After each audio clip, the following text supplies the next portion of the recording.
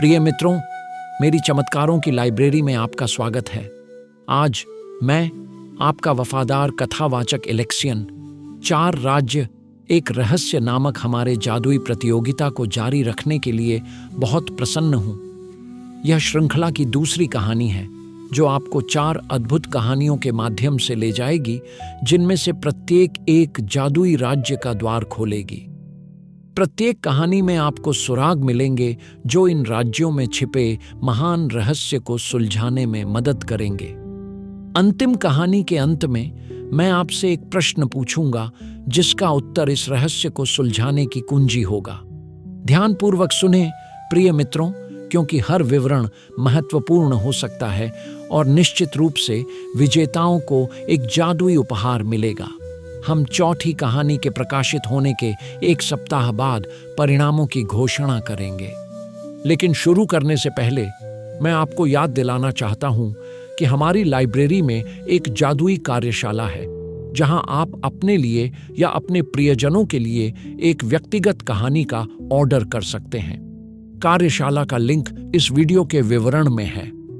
अब मेरे दोस्तों, मेरी जादुई कंपास फिर से तैयार है और हमारे सामने दूसरे राज्य का द्वार खुल रहा है। गहरी सांस लें, मेरा हाथ पकड़ें और चलें जादू की दुनिया में। हम पोर्टल से बाहर निकलते हैं और खुद को अंधकारमय राज्य में पाते हैं जहां हमारी कहानी शुरू होती है। यह एक ऐसी जगह है जहां सूरज शायद ही कभी घने बादलों के बीच से झांकता है और जंगल अंतहीन और रहस्यमय लगते हैं। राज्य के केंद्र में एक ऊंचे पहाड़ के तल पर एक गुफा थी जो किंवदंतियों में लिपटी हुई थी। कहा जाता था कि इसकी गहराइयों में एक प्राचीन ड्रैगन सोता है जो अनगिनत खजानों की रक्षा करता है। नजदीकी गांवों में से एक में एरिक नाम का एक बहादुर लड़का रहता था। वह अपनी जिज्ञासा और साहस के लिए जाना जाता था। एरिक अक्सर गुफा की कहानियां सुनता था और एक दिन उसने वहां जाकर इसके रहस्यों को जानने का फैसला किया। एरिक अपने साथ एक इलेक्ट्रिक टॉर्च और थोड़ा सा खाना लेकर गया। जैसे ही वह गुफा में प्रवेश करता है, उसे घने अंधकार ने घेर लिया। केवल उसकी टॉर्च की हल्की रोशनी ही रास्ता दिखा रही थी। गुफा विशाल थी, इसकी दीवारें अंतहीन लग रही थीं और उसके कदमों की गूंज दूर तक सुनाई दे रही थी। लेकिन एरिक को डर नहीं था। वह और गहराई में गया जब तक कि उसने एक संकीर्ण मार्ग नहीं देखा जो एक बड़ी चट्टान के पीछे छिपा हुआ था। मार्ग इतना संकरा और मकड़ी के जालों से ढका हुआ था कि ऐसा लग रहा था जैसे वहां पहले कोई नहीं गया हो। एरिक ने हिम्मत नहीं हारी, यह सोचते हुए कि खजाना शायद वहीं हो। उसने मुश्किल से उस मार्ग से खुद को निकाला। दूसरी ओर उसने खुद को एक बिल्कुल नए गलियारे में पाया। यहाँ की दीवारें चिकनी थीं, जैसे कि पॉलिश की गई हों, और हवा असामान्य रूप से ठंडी थी। उसके कदमों की गूंज मध्यम थी, जैसे गलियारा बंद हो। एरिक आगे बढ़ता रहा जब तक कि वह एक अजीब जगह पर नहीं पहुंचा। गलियारा अचानक समाप्त हो गया। उसके सामने एक मेहराब था, लेकिन रास्ता पत्थरों से बंद था और मेहराब पर रहस्यमय शिलालेख थे।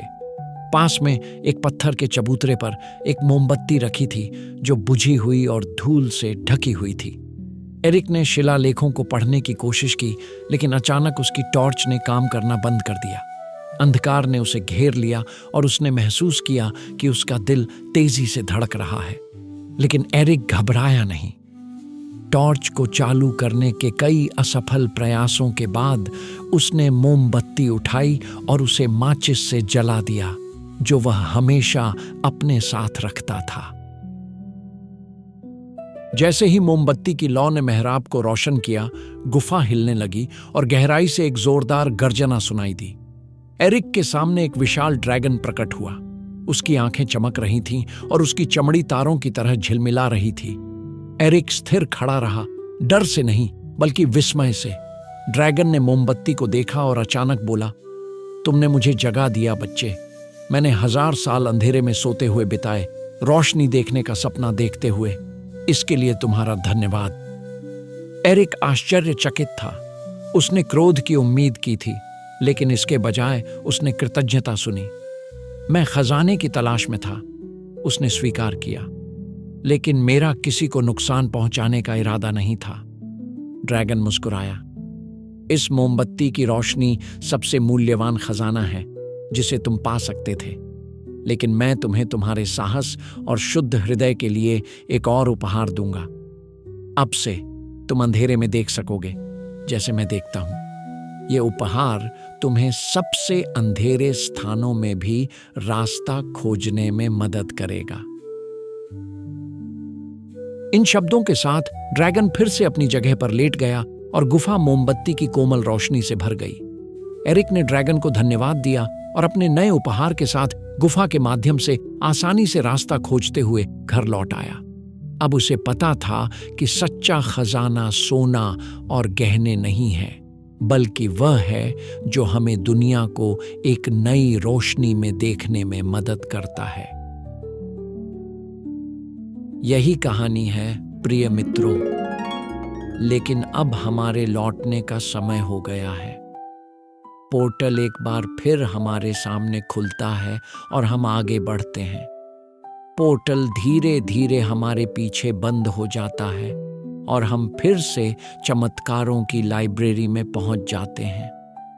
अब मुझे बताइए मित्रों, अगर आपके पास एक मोमबत्ती होती जो कभी नहीं बुझती, तो आप इसका उपयोग कैसे करते?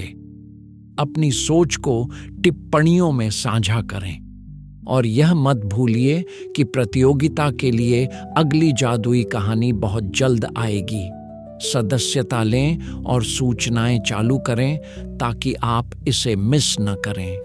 अगली बार तक और जादू हमेशा आपके साथ रहे।